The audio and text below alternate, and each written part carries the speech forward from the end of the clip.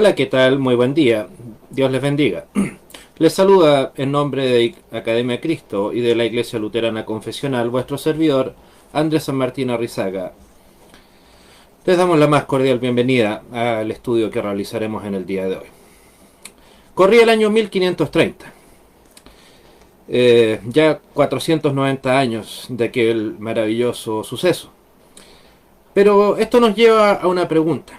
¿Qué creemos nosotros, los luteranos confesionales? ¿De dónde venimos? ¿Cuándo comenzamos? Pues el pasado 25 de junio precisamente se conmemoraron 490 años de la más importante y de las confesiones de fe a las que la Iglesia luterana adhiere. Pues bueno, ¿cuál era la situación en 1530? Existía Alemania no como un país, era una nación, pero que era parte del Sacro Imperio Romano Germano. Y la zona alemana era una zona muy voluble, una zona muy inestable, política, social y religiosamente, con mayor razón después de la Reforma, o desde que se inició. Y entonces siempre ellos los alemanes solamente se reunían, los representantes de Alemania, para debatir o analizar asuntos comunes, ya sea vinculados al mundo de la religión, de la política, de la economía, etcétera. Pero, y precisamente esta reunión se le llamaba la dieta. Eh, entonces, precisamente era una reunión de tipo, digamos, bastante importante, solemne. Y precisamente en la dieta se reunían para tomar decisiones. Y bueno, de hecho, recordemos, Lutero precisamente tuvo que presentarse una dieta en 1521, la dieta de Worms, en cuando se presentó el 21 de abril de 18 de abril de 1521, perdón, donde dijo sus famosas palabras: mi conciencia está cautiva de la palabra de Dios. Pero bueno, ya habían pasado casi 9 años de aquel magnánimo hecho, y nuevamente ahora ya la reforma que estaba andando necesitaba recibir algún tipo de reconocimiento por parte del imperio. Hasta ahora solamente era un grupo de personas bastante amenazadas, por cierto, claro, que tenían cierto apoyo dentro de Alemania, pero no tenían el apoyo del emperador, lo cual era un problema bastante grande. Pues entonces, en ese contexto, la Confesión de Augsburgo es la confesión luterana de fe o afirmación de lo que creemos en la fidelidad de Cristo y a su palabra. Como lo dice su nombre, fue presentado en la dieta de Augsburgo y su autor principal fue el que hasta ese entonces era la mano derecha de Lutero, Philipp Melanchthon. Pero de todas maneras, el contenido de la Confesión de Augsburgo refleja claramente la postura doctrinal de Lutero y de la Iglesia luterana. Carlos V, el emperador, convocó a una dieta precisamente a los gobernantes de todo el Sacro Imperio Romano Germano. El emperador, por supuesto, era un convencido católico romano y quería que el imperio fuera leal en su totalidad al romanismo, al Vaticano, y por lo tanto conminó a los gobernantes que apoyaban diferentes doctrinas a presentar declaración acerca de ellas. Carlos, supuestamente, o al menos en apariencia, anhelaba la unidad religiosa a fin de que el imperio presentara un frente unido contra los enemigos externos. ¿Y cuál era ese enemigo externo más importante? Precisamente el que estuvo a punto de hacer desaparecer a Europa en su momento, en esos años precisamente, que era el imperio otomano, el mundo turco, musulmán. Pero lo cierto es que en realidad la dieta de Augsburgo no tenía ni una intención de ser una reunión o una conciliación, sino la idea, ahí a lo que iba Carlos V y sus seguidores directos, era no a conciliar, no a conversar, sino a imponer, por medio de las armas, si era posible, las enseñanzas católicas del emperador. O sea, era en realidad una reunión retórica en donde tal vez el emperador quería lavar un poco su imagen y mostrarse como benevolente con los herejes protestantes. Pero no era más allá que eso.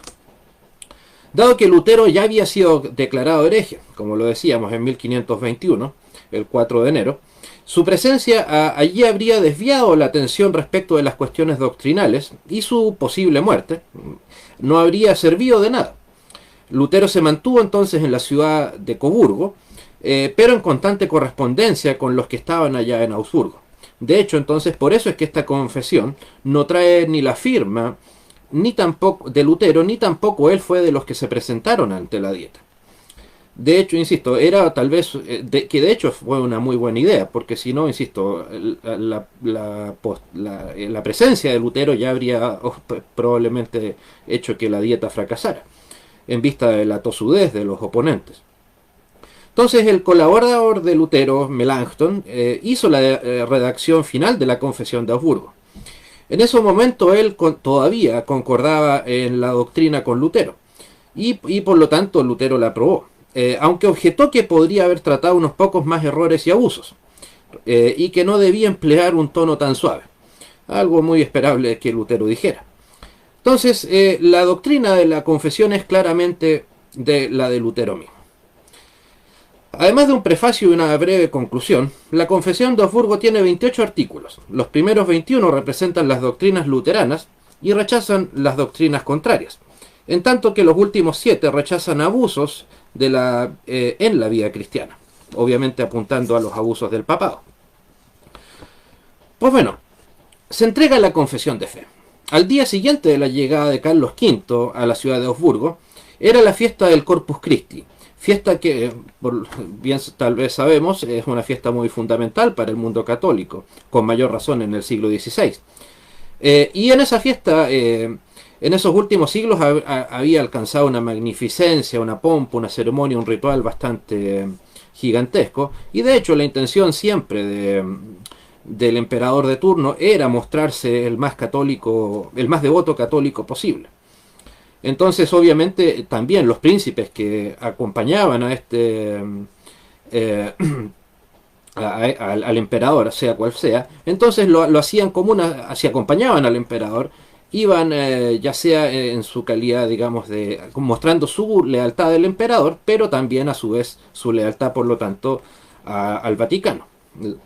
Pero bueno, los príncipes protestantes fueron invitados a acompañar al emperador en este acto de culto, y todos respondieron negativamente no, diciendo que que Dios no había instruido sacramento para que fuese adorado.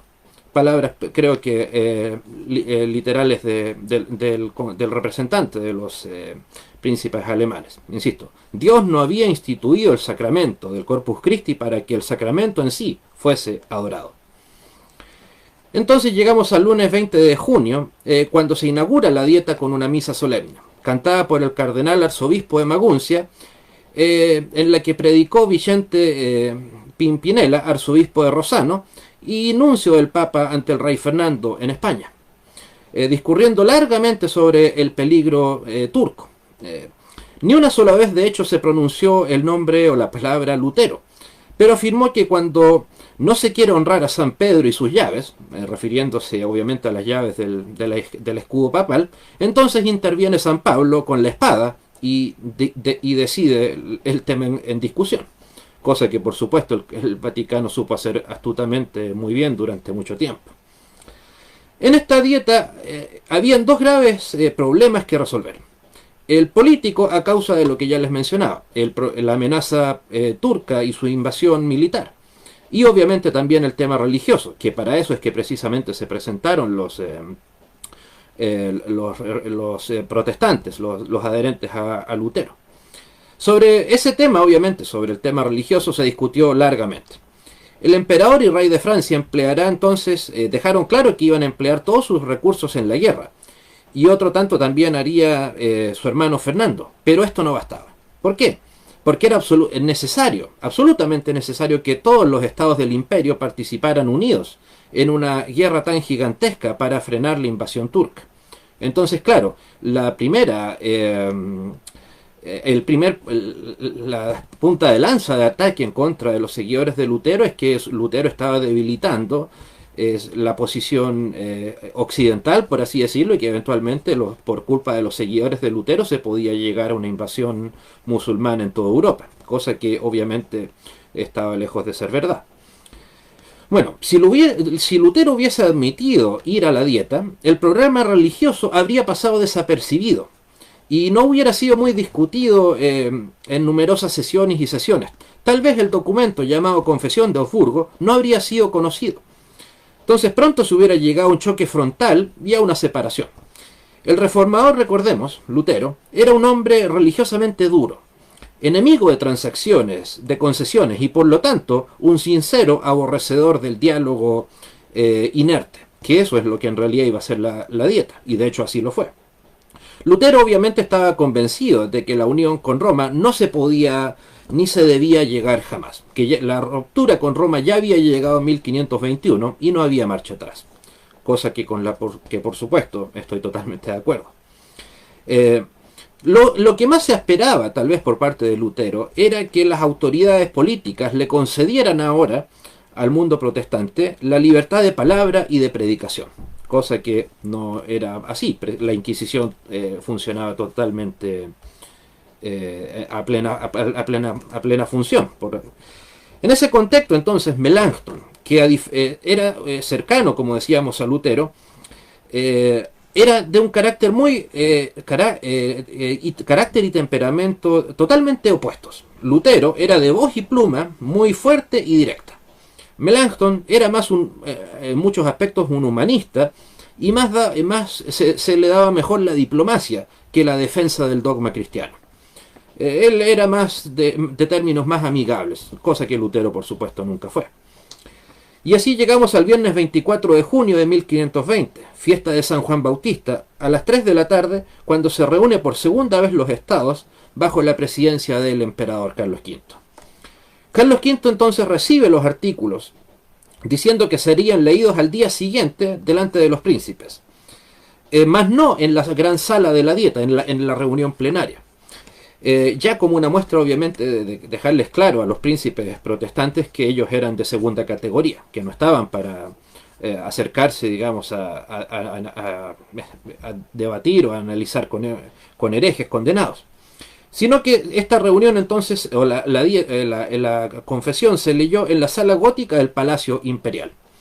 Esto es lo que sucedió precisamente 25 de junio de 1530, a partir de las 2 de la tarde, por Christian Bayer, canciller de Sajonia.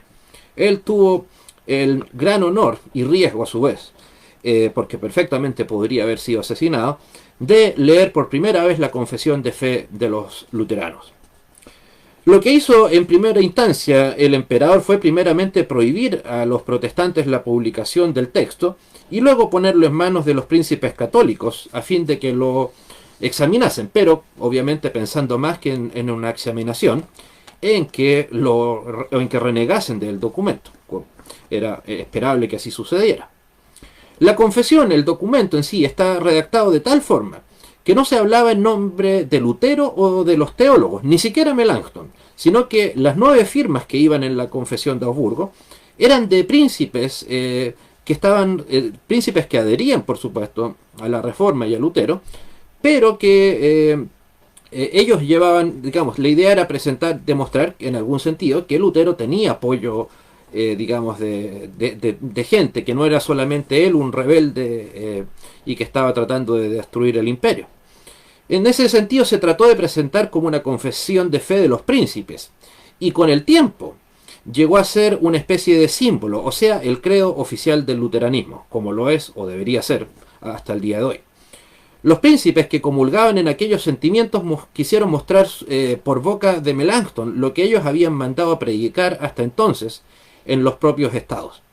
No deseaban ahora sino solamente una palabra de aprobación para continuar propagando sin estorbos su fe. Bueno, la confesión de Augsburgo tiene 2 partes, a la que está primero de ellas está el prefacio dirigida al invictísimo emperador César Augusto, señor clementísimo. Seguramente palabras muy halagadoras con la intención de buscar algún tipo de conciliación. Este prefacio no es de Melanchthon, sino del canciller sajón Jorge Brück, que le dio entonces al tener, insisto, la firma y la redacción de un canciller, le daba a este documento un respaldo político también y jurídico. Entonces presenta a los principales protestantes como fieles y obedientes súbditos del emperador. que no desean otra cosa que alcanzar la concordia cristiana con buena conciencia. Sí, en la dieta, después de examinar las discrepancias religiosas, no se llegase a un acuerdo amigable, le recuerda al emperador sus antiguas promesas de pedir fuertemente al Papa la convocación de un concilio general cristiano libre, ante el cual están dispuestos a comparecer para defender la causa protestante. Nótese que puede resultar extraña la palabra concilio, pero este no era un concilio tal vez a lo que usted y yo hoy en día conocemos, sino al tipo de concilio al que se buscaba llegar. Era a un concilio abierto, no solamente dirigido por el Papa y sus seguidores directos, como es hasta el día de hoy, en este caso representado por los obispos, sino que podía estar eventualmente cualquier cristiano. Y entonces, no solamente el papado y la jerarquía, tal como lo enseña la Biblia. En tal concilio entonces podían confiar los protestantes, pero ellos eran con toda seguridad los primeros en saber que ese concilio era nada más que un vano sueño. Era imposible que el papado, y mucho menos con el apoyo de Carlos V, cediesen tanto. Era absolutamente imposible. La primera parte del texto, de 21 artículos, trataba temas pertinentes al dogma de la doctrina cristiana. La segunda, de 7 artículos, hablaban de los abusos eclesiásticos corregidos por la Reforma. Un brevísimo compendio de su contenido, que por cierto en la descripción del video pueden encontrar un link en donde pueden leer el texto completo de la Confesión de Augsburgo y todos los demás textos del libro de Concordia. Bueno, en primer lugar, el versículo que encabeza la confesión es durísimo. Podrá parecer, ¿y qué tiene de durísimo un versículo bíblico? Pero leamos. Es el Salmo 119, versículo 46, que nos dice: hablaré de tus testimonios delante de los reyes y no me avergonzaré. Hablaré de tus testimonios delante de los reyes y no me avergonzaré. No creo que haya sido coincidencia que se haya elegido este versículo, en donde se habla de los reyes, teniendo en cuenta que estaban presentándose a un emperador. Piensen en el nivel de, por así decirlo, insolencia de parte de estos príncipes alemanes, no seguidores del Papa, diciéndole al emperador, tal vez a uno de los emperadores más recordados de la historia, y que dominó que dominó en más cantidad de territorio en toda la historia prácticamente, que se le saludaran con un versículo que les decía que no se avergonzaban, que iban a presentarse delante de los reyes sin vergüenza. Cosa que, insisto, tiene que haberse, probablemente de todo el texto, debe haber sido hacia el emperador la parte más dura, la parte más, insisto, rebelde del documento. Un simple versículo bíblico, pero que les dejaba claro al Carlos V y sus cercanos que esos representantes del mundo luterano no estaban ahí simplemente para aceptar silenciosamente lo que el emperador les dijera de manera arbitraria. Bueno, en los 3 primeros artículos afirman los dogmas de la Trinidad, del pecado original, de la divinidad de Cristo como Hijo de Dios, nacido de la Virgen María. Algo bastante razonable y esperable, de hecho, en una confesión cristiana. O en el artículo 4 se expone la justificación por la fe, o la confianza que Dios estima o reputa por justicia. Más adelante, del ministerio de enseñar el Evangelio y administrar los sacramentos. Nos dice ahí al respecto de eso no dice que sea de institución, algo instituido directamente por Dios.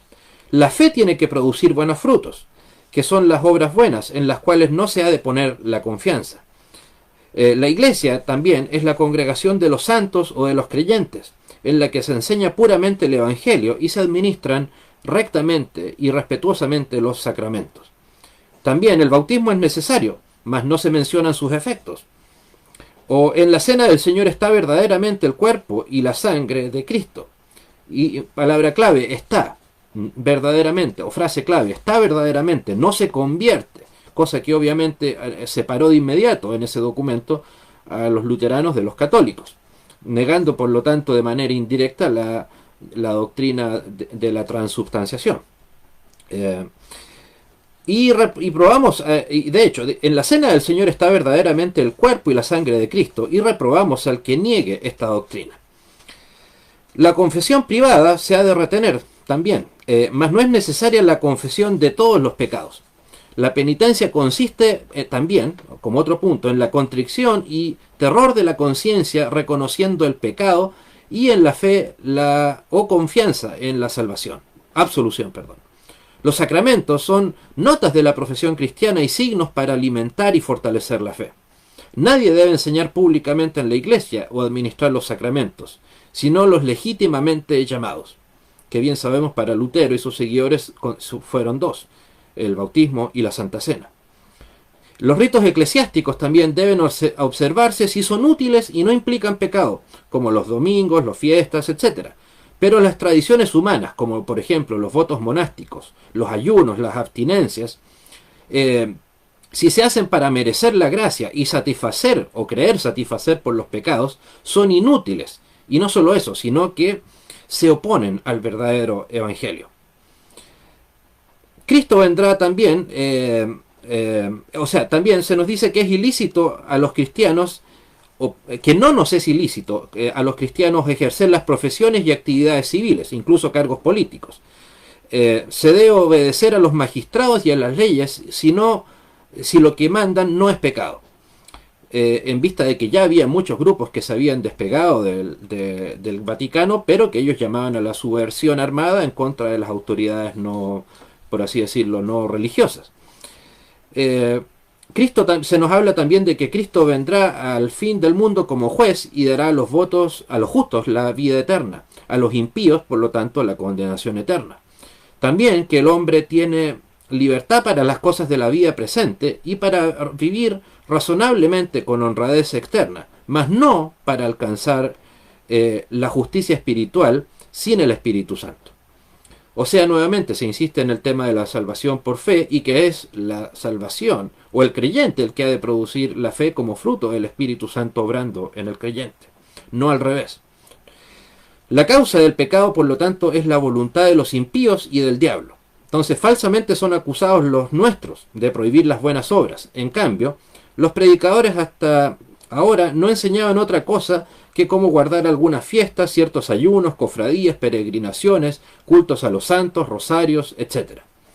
No hay que implorar tampoco la mediación de los santos, como ejemplo que imitar. O sea, no es necesario, no tenemos por qué hacerlo. Del mismo modo que el emperador puede imitar el ejemplo del rey David en las guerras contra los turcos. Tal vez, seguramente algún grado de ironía al respecto de eso.